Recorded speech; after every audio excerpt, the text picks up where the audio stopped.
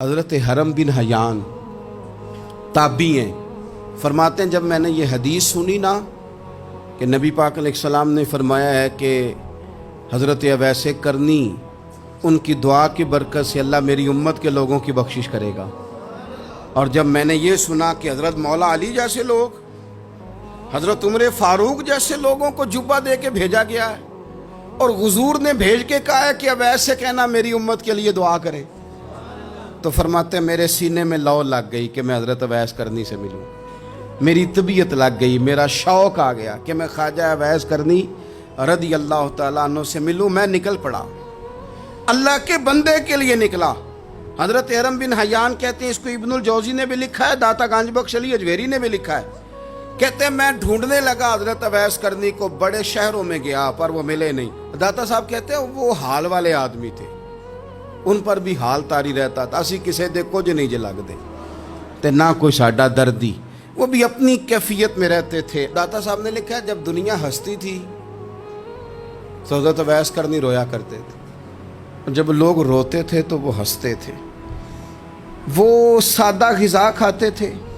کسی سے کوئی لین دین نہیں، اپنے طرز کلام، اپنی زندگی۔ یہ لوگ بھی بڑے شاندار ہوتے ہیں، فرماتے ہیں کہ وہ اپنے حال میں رہتے تھے۔ حضرت حرم بن حیان کہتے ہیں میں نے بڑی جگہ ڈھونڈا، پر میں جہاں جاتا لوگ کہتے ہاں گندمی رنگ والے، ہاں جن کے چہرے پر کچھ برس کے داغ ہیں، وہ جن کا چہرہ اور وجود بڑا روب والا، وہ اویس کرنی۔ کہتے ہیں میں ڈھونڈتا ڈھونڈتا جس شہر میں جاتا لوگ کہتے وہ آئے تھے پر چلے گئے۔ وہ کسی نے کہا تھا نا، اویسیوں میں بیٹھ جا، بلالیوں میں بیٹھ جا، صفیں تو سب بچھی ہیں، تو عشق والیوں میں بیٹھ جا۔ فرماتے میں وہ صفیں تلاش کرتا ڈھونڈتا، نہ ملے مجھے، بالآخر میں عراق پہنچ گیا۔ نہر فرات کے کنارے ساری دنیا سے علیحدہ ہو کے وضو کر رہے تھے۔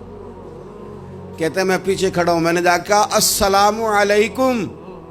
تو حضرت اویس کرنی چہرہ اٹھا کے کہنے لگے وعلیکم السلام حرم بن حیان۔ تو میں نے کہا حضور آپ مجھے جانتے ہیں؟ فرمانے لگے عارف تو روحی من روحی کا، میری روح تیری روح کی جاننے والی ہے۔ کہتے ہیں میں نے کہا حضور کو نصیحت کر دیں، تو فرمانے لگے پہلی نصیحت تو یہ ہے کہ آج کے بعد مجھے ملنے نہ آنا، میں نہیں پسند کرتا، میں تنہا رہنا چاہتا ہوں، مجھے نہیں شہرت اچھی لگتی، میرا نہیں دل کرتا لوگ میرے پیچھے بھاگیں، آج آیا ہے آج کے بعد نہ آنا، بس چھوڑ دے مجھے میرے حال پہ، میں اپنی زندگی اپنے حساب کے مطابق گزارنا چاہتا ہوں، تو آج کے بعد نہ آنا۔ اور پھر فرمانے لگے اگلی نصیحت یہ ہے کہ جو رب نے تجھے دے دیا ہے نا اس پہ راضی ہو جا، اگر اس پہ راضی نہیں ہوگا تو تکلیف میں رہے گا۔ فرماتے ہیں میں نے پھر کہا میرے لیے دعا کر دے، تو انہوں نے ہاتھ اٹھائے، کہنے لگے یا اللہ میری اور اس کی جنت میں ملاقات کرا دینا۔ تو انہوں نے چہرے پہ ہاتھ پھیرے اور فرمانے لگے اب تو جا، میں کوشش کروں گا تجھے دعاؤں میں یاد رکھوں،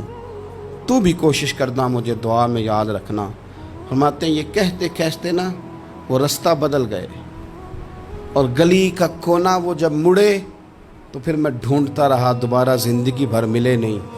لیکن میرا پیار سچا تھا، وہ مجھے ویسے تو نہیں ملے پر خواب میں کئی دفعہ مل جاتے، اور خواب میری وچ بھی آیا ماہی،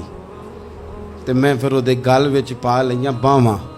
تے ڈر دی ماری اکھ بھی نہ کھولا کتے پھر بچھڑ نہ جاواں۔ فرماتے ہیں مجھے محبت ہو گئی، خواب میں زیارت ہو جاتی۔